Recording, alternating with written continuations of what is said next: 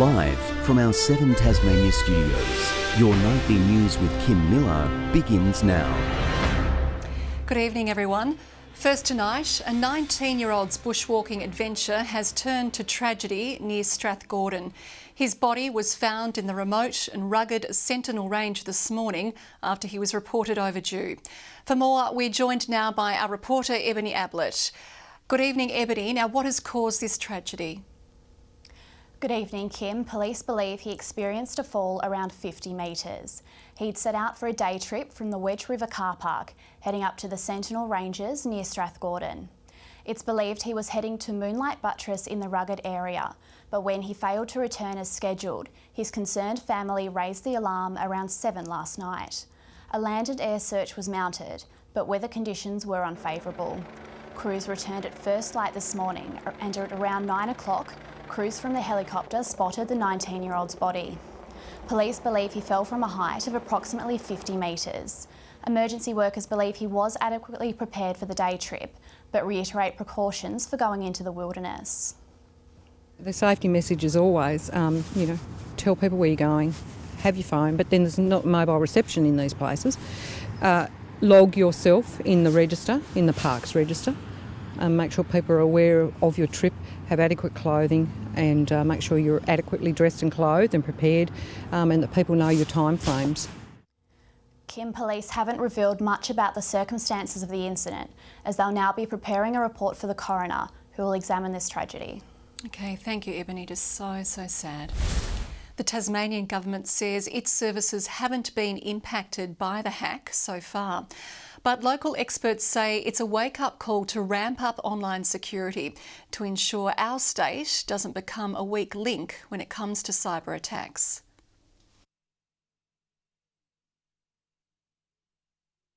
Saying our state's public service hasn't fallen victim to the national cyber attack. We're very carefully analysing all of our systems today. The early advice is that there's no apparent breaches, but we won't be complacent. We'll continue to look carefully. Tasmania home to key strategic institutions, including the Australian Antarctic Division and the CSIRO. The University of Tasmania confirming so far it hasn't been impacted. We're not seeing any increased levels of hostility towards our system at all, and we are constantly monitoring it and upgrading where necessary. It seems to be looking for things that have been developed, so anyone who's doing any testing and developing are probably being targeted. Experts say it's a timely reminder to bolster cybersecurity, starting simple with keeping software up to date. Making sure your passwords are secure. I think it's really important that people take those simple steps to making sure that their online landscape is secure. We've taken significant steps around physical security. We've placed additional steps about data redundancy and the way in which Tasmanian government data is being stored. Taking precautions particularly important with more people moving online following coronavirus lockdowns. People are a lot more comfortable using digital tools for things that weren't digital before. So almost every meeting over the last few months was online. The government says it will continue to monitor the situation as it evolves. Michelle Wisby, 7 Tasmania News. There's been a spate of house fires across the Greater Hobart area in the past 24 hours, including one that killed a pet. Authorities are continuing investigations into some of the blazes, while others have raised issues about winter fire safety. Broken windows and a collapsed roof at the charred remains of a unit in Glenorchy this morning. Emergency services called to the property shortly after 11 last night, finding the house fully alight. Police say initial investigations determined the blaze was deliberately lit. A 33-year-old female was taken into custody. She was an occupant of the residence. She's currently in our custody. A woman now charged with arson over the fire estimated to have caused $300,000 worth of damage. No one was injured in the blaze, but a pet was killed. There were no other people inside the house, but sadly as a result of the fire being extinguished, we have located a deceased dog on the site. Crews kept busy with another fire in the early hours of this morning, a fire taking hold at a vacant former church in Penna at around 5 o'clock. the cause undetermined. The fire has been contained to a mezzanine floor but has burnt right through the roof structure of the building, so at this time it appears the building will need to be made safe but then eventually demolished. Crews also called to a house at Acton Park this morning, a fire forming in the chimney and spreading into the roof cavity, causing internal damage. This is a timely reminder to get your chimneys cleaned. They can quite easily catch fire with build-up of creosote if left unclean. And a small rubbish fire at a house in Lutana this morning caused an estimated $1,000 damage. After a busy 24 hours, authorities are urging Tasmanians to ensure working smoke alarms are installed in kitchens, living areas and bedrooms, saying it could potentially be the difference between life and death. Essentially, if you've got a smoke alarm in your home, that's great, but if the battery doesn't work, then it's just the same as having a dinner plate on your ceiling, basically. Ebony Ablett, 7 Tasmania News. They're claiming victory over the state government, but Northern Prison opponents say the battle is far from over. The government is hopeful the new site further away from Westbury will quell protests, but the project continues to divide the town. Westbury and the government aren't out of the woods on the prison plan. People are still upset about it. They don't feel like it's placated any of their concerns, really. They feel like they've been made subject to a bit of a cruel game here. Yesterday, the Attorney-General revealed this forest was the new preferred pick for the Northern Prison. Today, opponents were undecided on the relocation, even if they're treating it as a partial win. I think it's Groundhog Day, isn't it, really? We're back where we were. We've had an announcement that's come out of the blue. We've had neighbours who are in shock and didn't know a thing about it. For some, the answer is easy. Yes, I'm not really sure what the problem is. I'm not expecting there to be a negative reaction to the tourist crowd or anyone. But after 9 exhaustive months of debate, many are just tired of talking about it. Neighbours of the new site say they were only told of the relocation minutes before it was publicly announced. They're now seeking a meeting with the government. Concerns have already been raised about the presence of wedge-tail eagles. We will be waiting for the detail and we will be asking those questions on behalf of the concerned community as well. Forestry worker Max Weidenbach rents a property some 500 metres away. He's not too troubled by the prospect of a prison. I can't say I'm overjoyed at the idea, but at the same time I don't think it's going to particularly bother me too much. The challenge for the government now is to sell its message. We've listened to the community, and at 5.2 kilometres outside the township of Westbury, it's a very sensible approach, and it gives the state, I think, a sense of a win-win. Sean McComish, 7 Tasmania News.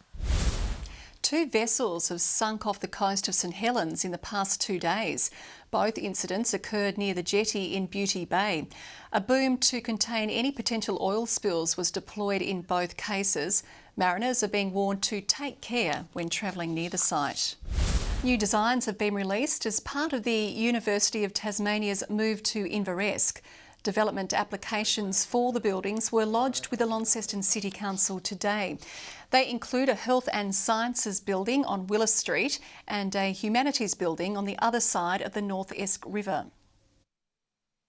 2 extraordinary buildings responding beautifully to the context of place here in Launceston, designed to support the economic and social future of this part of Tasmania.